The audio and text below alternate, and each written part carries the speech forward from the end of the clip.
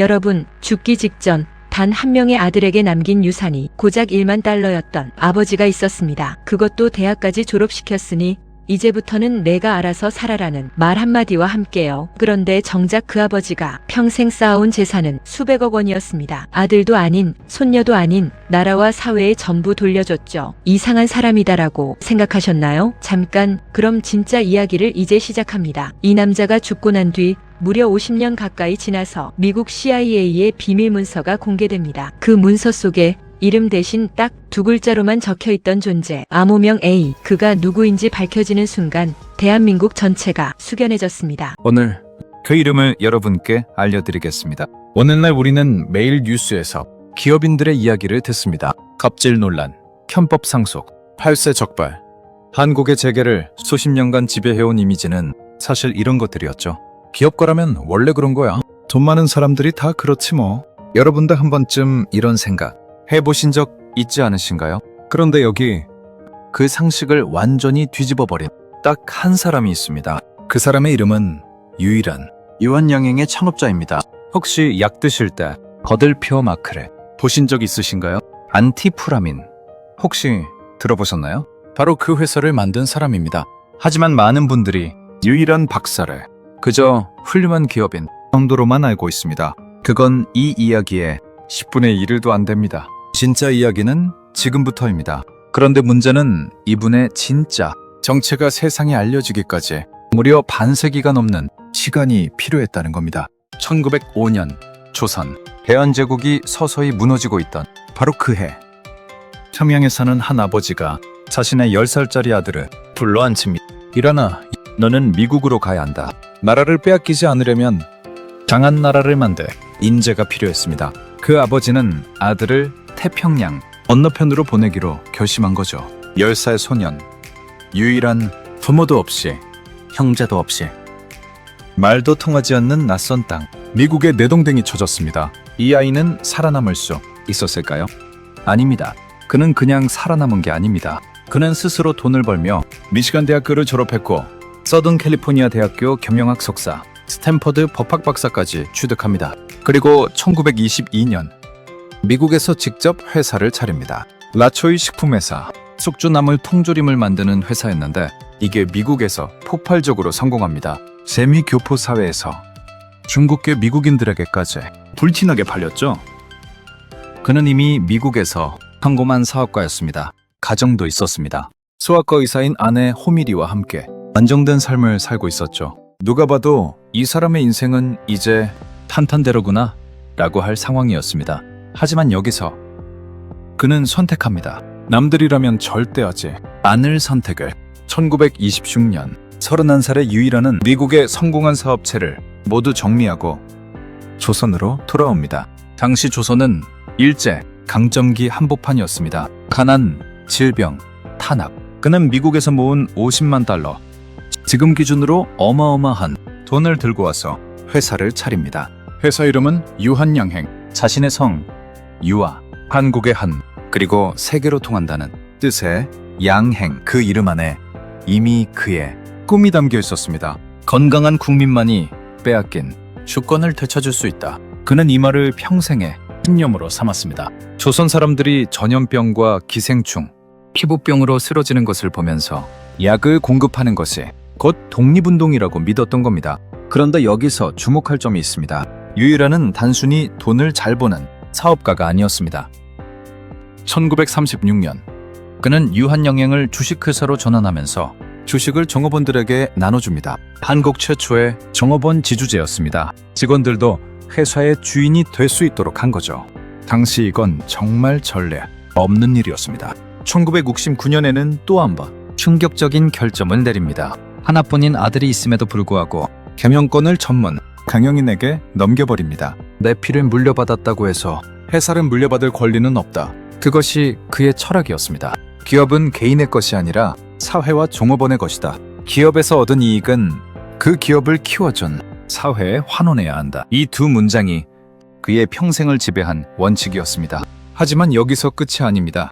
유일한에게는 세상이 아직 모르는 또 하나의 얼굴이 있었습니다. 1944년 제2차 세계대전이 한창이던 시절 미국의 전략 첩보국 OSS 지금의 CIA 전신은 극비 작전을 하나 세웁니다. 이름하여 넵코 프로젝트. 한인 특수 공작원 19명을 선발해서 한반도의 비밀리에 침투시켜 일본군 내부를 교란하고 정보를 탈취한다는 작전이었습니다. 낙하산 훈련, 무기 사용, 폭파 훈련, 암호 해독, 그야말로 목숨을 건 임무였죠. 그런데 이 19명의 요원들, 그들에게는 이름이 없었습니다. 그들은 모두 암호명으로만 불렸습니다. A, B, C, D. 그 첫 번째 암호명 A. 나이는 50살. 이미 성공한 사업가였고 아내와 자식이 있었던 가장. 50세의 나이에 가족을 뒤로하고 낙하산을 메고 적진에 뛰어들겠다고 자원한 사람. 도대체 누구였을까요? 훗날 CIA의 비밀 문서가 해제되면서 그 정체가 밝혀집니다. 세상이 그의 이름을 다시 부르게 된 건 그가 세상을 떠나고 나서 거의 25년이 지난 1990년대였습니다. 바로 유일한 박사였습니다. 그 순간 많은 사람들이 멈춰섰습니다. 약 만드는 회사 회장님이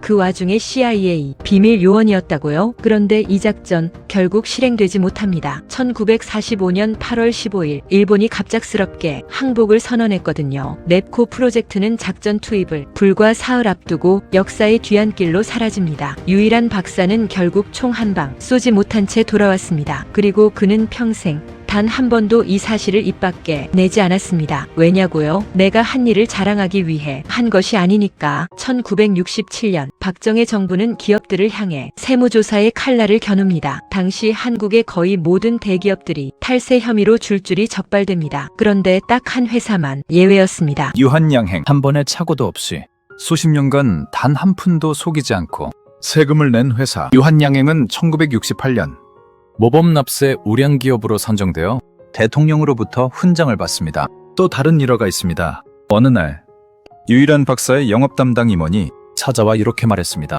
박사님, 만주시장에서 마약류가 굉장히 잘 팔립니다. 우리도 진통제에 살짝 섞으면 매출이 엄청날 텐데요. 유일한 박사는 단 1초도 고민하지 않았습니다. 국민들에게 어쩌자고 그런 무서운 약을 먹이려 하느냐. 그 임원은 그 자리에서 해고 직전까지 갔습니다. 돈보다 사람이 먼저였던 사람, 이익보다 원칙이 먼저였던 사람, 그게 유일한 박사였습니다. 1971년 3월 11일 유일한 박사가 향년 75세로 세상을 떠납니다.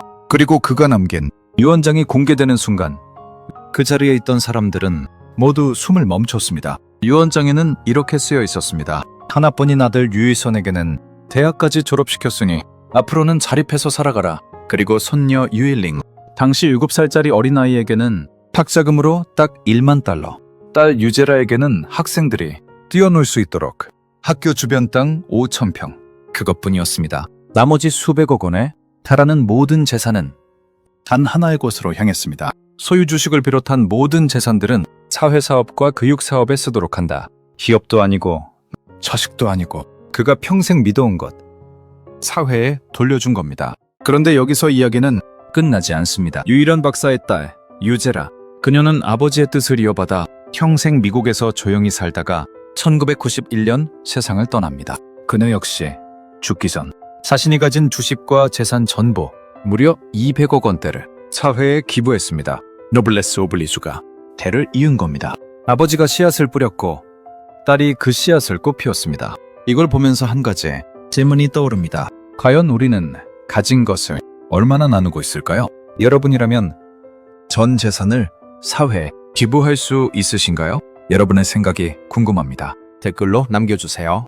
기억하시나요? 오프닝에서 제가 말씀드렸습니다. 아들에게 남긴 유산이 단 1만 달러였다고요. 이제 이 말이 다르게 들리시지 않나요? 유일한 박사는 인색한 아버지가 아니었습니다. 그는 가장 소중한 것을 알고 있었습니다. 돈이 아니라 스스로 일어설 수 있는 힘, 재산이 아니라 한 인간으로서의 자존감. 내 아들에게 필요한 건 돈이 아니라 자기 힘으로 살아가는 법이다. 그것이 그가 아들에게 진짜로 남긴 유산이었습니다. 그리고 유한양행은 지금도 존재합니다. 창업 이후 단 한 번도 노사 분규가 없었던 회사. 2026년 현재까지 23년 연속 가장 존경받는 기업, 제약, 부문 1위를 수상한 회사. 그 기업의 뿌리에는 한 남자의 신념이 있었습니다. 기업의 소유주는 사회이다. 단지 그 관리를 개인이 할 뿐이다. 넵코 프로젝트의 비밀이 해제된 건 1990년대 미국 국립기록보존소가 OSS 문서를 공개하면서였습니다. 수천만 페이지에 달하는 그 문서들 속에서 한국 학자들이 끈질기게 찾아낸 이름, 암호명 A, 유일한. 그가 세상을 떠나고 나서 1995년 대한민국 정부는 뒤늦게 그에게 원고 군장, 독립장을 추서합니다. 광복 50주년이 되어서야 이 나라는 그에게 제대로 된 감사를 전할 수 있었던 겁니다.